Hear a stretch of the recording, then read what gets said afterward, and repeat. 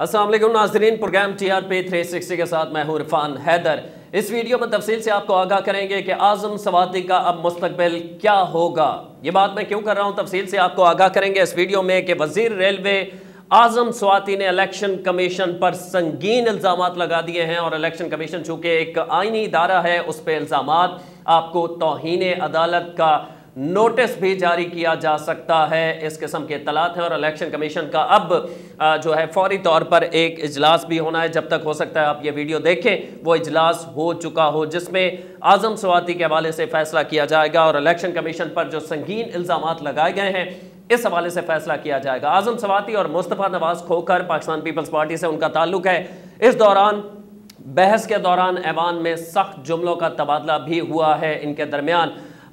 ये मामला सारा है क्या, इससे कबल के ऐवान के अंदर क्या हुआ, लफ्ज़ ब लफ्ज़ आपको आगाह करें, किसके दरमियान क्यों जुमलों का तबादला हुआ और इलेक्शन कमीशन के अरकान क्यों नाराज़ होकर चले गए, तफसील से आपको बताते हैं। लेकिन इससे कबल वज़ीर रेलवे आज़म स्वाति जब ऐवान से बाहर आए हैं तो उन्होंने मीडिया से मुख्तसरन गुफ्तगू क्या की है ये आपको बता देते हैं, पहले वो आप गुफ्तगू सुन लें।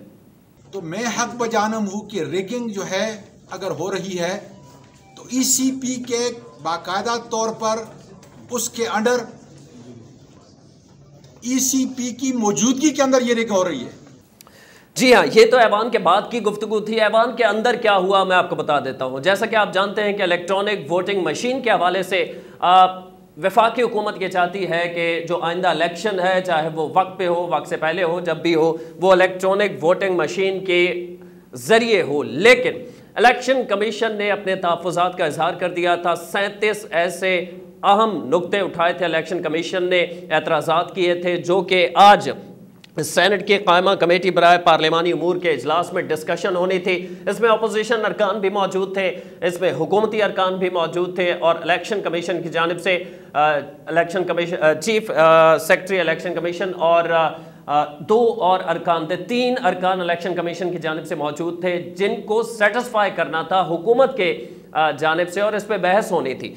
लेकिन हुआ क्या, आज़म स्वाति वज़ीर रेलवे है, जज्बाती हो गए। उनका बयान क्या है, उन्होंने ऐसा क्या कहा ऐवान के अंदर जिसके बाद शदीद तल्ख जुमलों का अपोजिशन और हुकूमत के दरमियान ना सिर्फ तबादला हुआ है बल्कि वो जो इलेक्शन कमीशन के अरकान थे वो नाराज़ होकर चले गए हैं। और इसके नताइज क्या होंगे, ना सिर्फ आज़म स्वाति के लिए बल्कि हुकूमत वक्त के लिए, तहरीक इंसाफ की हुकूमत के लिए इस आइनी इदारे से तसादुम के नुकसानात क्या हो सकते हैं। क्या आज़म स्वाति ने बड़ी मुश्किल में डाल दिया है इस वक्त वज़ीर आज़म इमरान खान साहब को, इस हवाले से भी आपको बताएंगे। आज़म स्वाति ने जब बहस हो रही थी कि वोटिंग मशीन पर एतराज़ात इलेक्शन कमीशन ने किए हैं, वो 37 एतराज़ात थे। पहले आपको एतराज़ात बता देते हैं, फिर आज़म स्वाति में का बयान क्या था वो आपको बता देते हैं और किन किन के दरमियान तल्ख जुमलों का तबादला हुआ है, किस कदर संगीन इल्ज़ामात हैं, उनसे भी आपको आगाह कर देते हैं। मशीन में छेड़छाड़ की जा सकती है, ये वो चीदा 37 है। वीडियो बहुत तवील हो जाएगी अगर सारे एतराज़ात इलेक्शन कमीशन ने जो इस वोटिंग मशीन पर लगाए हैं आपको आगाह करें तो बहुत वीडियो तवील हो जाएगी। मुख्तसरन आपको बता देते हैं जो अहम एतराज़ात किए गए हैं इलेक्शन कमीशन की जानिब से। इलेक्शन कमीशन का कहना है कि मशीन में छेड़छाड़ की जा सकती है, इसका सॉफ्टवेयर आसानी से तब्दील किया जा सकता है और EVM यानी इलेक्ट्रॉनिक वोटिंग मशीन की बड़े पैमाने पर ख़रीदारी और तैनाती और ऑपरेटर्स की बड़ी तादाद को ट्रेनिंग देने के लिए वक्त बहुत कम है, ये एतराज़ है। इसके अलावा एक ही वक्त में मुल्क भर में इलेक्ट्रॉनिक वोटिंग मशीन मुतारिफ करवाना मुनासिब नहीं, ये भी कहना इलेक्शन कमीशन के एतराज़ात आपको पढ़ के सुना रहा हूँ। रिपोर्ट में मज़ीद कहा गया है कि इस मशीन से मुंसलिक दीगर कई मसाइल भी हैं जिनका हवाला दिया गया है, जिनमें बैलेट की राजदारी यानी राजदारी नहीं रहेगी, हर सतह पर सलाहियत का फुकदान और सिक्योरिटी को यकीनी बनाने और मशीनों को बेक और ट्रांसपोर्टेशन के दौरान संभालने का मामला भी है।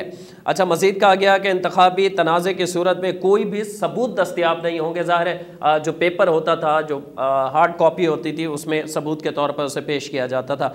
इसके अलावा कहा गया है कि ECP यानी इलेक्शन कमीशन ऑफ पाकिस्तान ने इस वोटिंग मशीन की वोटर्स की कम तादाद, ख़वातीन का कम टर्न आउट, रियासती इख्तियारात का गलत इस्तेमाल, इंतखाबी धोखादही, इलेक्ट्रॉनिक बैलेटिंग वोट ख़रीदने, पोलिंग का अमला बड़े पैमाने पर सियासी और इंतखाबी तशद्दुद को नहीं रोक सकता है।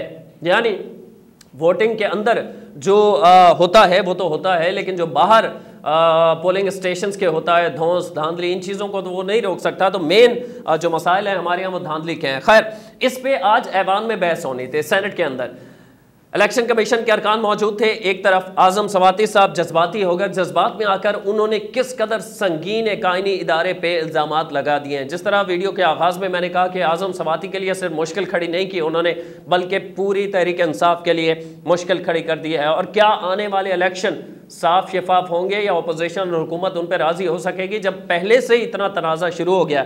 मैं आपको बताऊँ कि जो आजम सवाती ने गुफ्तगू की है, उनका कहना था कि वफाकी वज़ीर बराए साइंस और टेक्नोलॉजी आजम सवाती साहब कहते हैं कि इलेक्शन कमीशन ने पैसे पकड़े हुए हैं। ये वो एतराज़ात हैं जिसकी वजह से बहुत ज़्यादा तल्ख कलामी हुई। आजम सवाती कहते हैं कि इलेक्शन कमीशन ने पैसे पकड़े हुए हैं, इलेक्शन कमीशन हमेशा धांधली करता आ रहा है, इलेक्शन कमीशन मुल्क की जमहूरियत को तबाह करने का बायस है, ऐसे इदारों को आग लगा दें। मतलब इससे ज़्यादा तल्ख लफ्ज़ हो नहीं सकते, इससे ज़्यादा ऐवान के अंदर और कुछ कहा नहीं जा सकता। हद ही कर दी आजम सवाती साहब ने। फिर कहते हैं कि इलेक्शन कमीशन की जानिब से आइंदा इंतखाबात में इलेक्ट्रॉनिक वोटिंग मशीन के इस्तेमाल पर जो 37 एतराज़ात हैं उन्हें वो मुस्तरद करते हैं। आग लगा दें इलेक्शन कमीशन को, धांधली के जिम्मेदार हमेशा इलेक्शन कमीशन रहा है और इलेक्शन कमीशन ने पैसे पकड़े हुए हैं। जब ये गुफ्तगू हुई तो इलेक्शन कमीशन के जो अरकान थे वो फौरी तौर पर ऐवान से बाहर चले गए, वॉकआउट करके। ज़ाहिर है उन्होंने अपनी तौहीन सुनने के लिए वहाँ नहीं आए थे। इस पे अफसोस की बात यह है कि तहरीक इंसाफ के जो दीगर रहनुमा थे उन्हें समझाने की ज़रूरत थी आजम सवाती साहब को कि आप अपने लिए मुश्किल खड़ी नहीं कर रहे। इलेक्शन कमीशन है, एक इदारा है, आप किसी एक मामूली से किसी सरकारी अफसर को धमकी नहीं लगा रहे, उन पे इल्ज़ामात नहीं लगा रहे, बल्कि पूरे इदारे के खिलाफ आप बात कर रहे हैं कि आपने पैसे पकड़े हुए हैं। जब ये गुफ्तगू हुई तो इलेक्शन कमीशन के अरकान जो है वो नाराज़ होकर बाहर चले गए। इस पे जो है ऐवान से बाहर जाने लगे, उन्हें मनाने की कोशिश की गई। मोहम्मद अली खान और कामरान मुर्तज़ा को भेजा गया, दो अहम रुकन है, इन्हें भेजा गया कि आप मना के लाएं। जब वो मनाने गए तो उन्होंने गुस्सा देखा इलेक्शन कमीशन के अरकान का, तो वो वापस आ गए, मायूस होकर आ गए और उन्होंने कहा कि इलेक्शन कमीशन के जो अरकान हैं उनका गुस्सा, उनकी नाराज़गी बहुत शदीद है, उन्हें मनाया नहीं जा सकता। इस पर मुस्तफ़ा नवाज़ खोखर पाकिस्तान पीपल्स पार्टी के अहम रहनुमा हैं, उन्होंने कहा है कि ज़ाहिर है उन पर इल्ज़ामात ही इतने सख्त लगाए गए हैं, उनका नाराज़ होकर जाना बनता था। ज़ाहिर है आप किसी के इदारे को, उनके ईमान पे उन्हें आप कहें आपने पैसे पकड़े हुए हैं, उन्हें आप कहें कि आप जितनी भी बेईमानी माजी में होती रहे वो आप करते रहें, तो वो वहाँ सुनते तो नहीं आपकी गुफ्तगू। इसके बाद उन्होंने कहा, मुस्तफ़ा नवाज़ खोखर ने कहा कि ज़ाहिर है इल्ज़ामात इतने सख्त थे, उन्होंने नाराज़ होकर जाना था।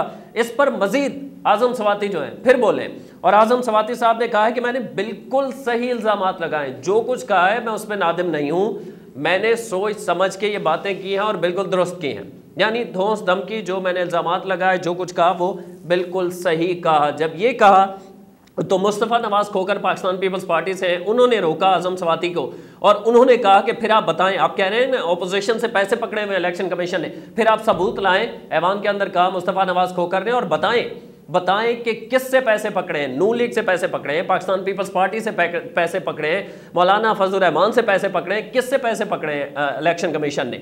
तो ये वो संगीन इल्ज़ामात हैं जो आजम सवाती ने लगा दिए हैं। और इन इल्ज़ामात के बाद अब जहां मुस्तकबिल जो है आजम सवाती का ख़तरे में नज़र आ रहा है, वहीं तहरीक इंसाफ के लिए भी मुश्किलात हो सकती हैं।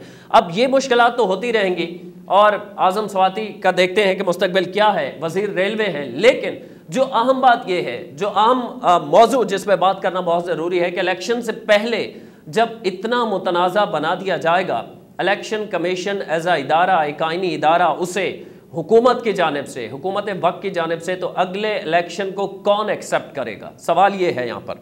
और साथ साथ ये भी है कि ऐसे अरकान तहरीक इंसाफ के, जो तहरीक इंसाफ के लिए ख़ुद मुश्किल बनते जा रहे हैं, जो तहरीक इंसाफ के ऐसे वफाकी वज़रा आम ओहदों पर काम करने वाले जो ऐसे बयानात दे देते हैं बग़ैर सोचे समझे सेनेट के ऐवान के अंदर खड़े होकर, जिससे मैसेज ये जाता है कि पूरी तहरीक इंसाफ का यही मौक़िफ़ है, या पूरी तहरीक इंसाफ जो है वही यकीन नहीं रखती आइनी इदारों पर, तो इससे तहरीक इंसाफ को नुकसान हो रहा है। उनके अपने अरकान जो वहाँ पर मौजूद थे उन्हें आजम सवाती को चुप करवाने की ज़रूरत थी, बल्कि वो खामोश रहे और आजम सवाती जो कुछ कहते रहे वो उन्हें सुनते रहे।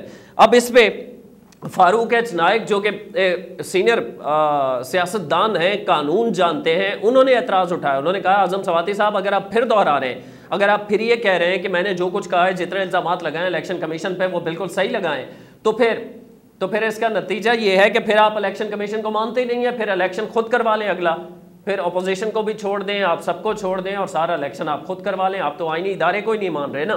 तो ये वो मसाइल हैं जिनकी वजह से तहरीक इंसाफ के लिए बहुत सारे मुस्तकबिल में मसाइल पैदा होने जा रहे हैं। अपने ऐसे अरकान को, जैसे आज़म सवाती ने आज एक आईनी इदारे पर इल्ज़ामात लगाए, इनको रोकना होगा, तहरीक इंसाफ की हुकूमत को रोकना होगा और अफ़ाम व तफ़हीम से मसाइल पर डिस्कशन करके 37 एतराज़ात थे इलेक्शन कमीशन के वोटिंग मशीन के हवाले से, आप उन एतराज़ात को दूर कर दें, उन्हें समझा दें कि ये चीज़ें नहीं होंगी। जो एतराज़ात लगाए गए हैं मैंने आपको चंद पढ़ के सुनाए हैं।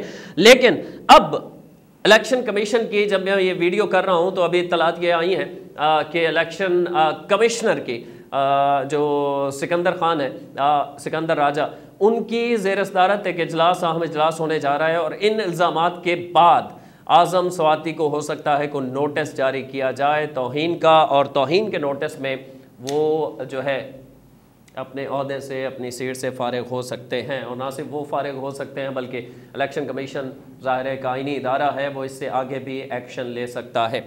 तो अब जब आप ये वीडियो देखेंगे उस वक्त तक हो सकता हो कि कोई नोटिस जारी कर दिया गया हो। बहरहाल इलेक्शन कमीशन और हुकूमत के दरमियान जो इस वक्त सर्द जंग थी, जो लफ्ज़ी जंग थी, वो खुलकर वो जंग आग में तब्दील हो चुकी है। हल्की हल्का जो धुआं उठ रहा था अब वो एक भड़कते हुए शोलों में तब्दील हो चुकी है और इसका नुकसान फ़कत पाकिस्तान को हो रहा है, फ़कत पाकिस्तान के इदारों को हो रहा है।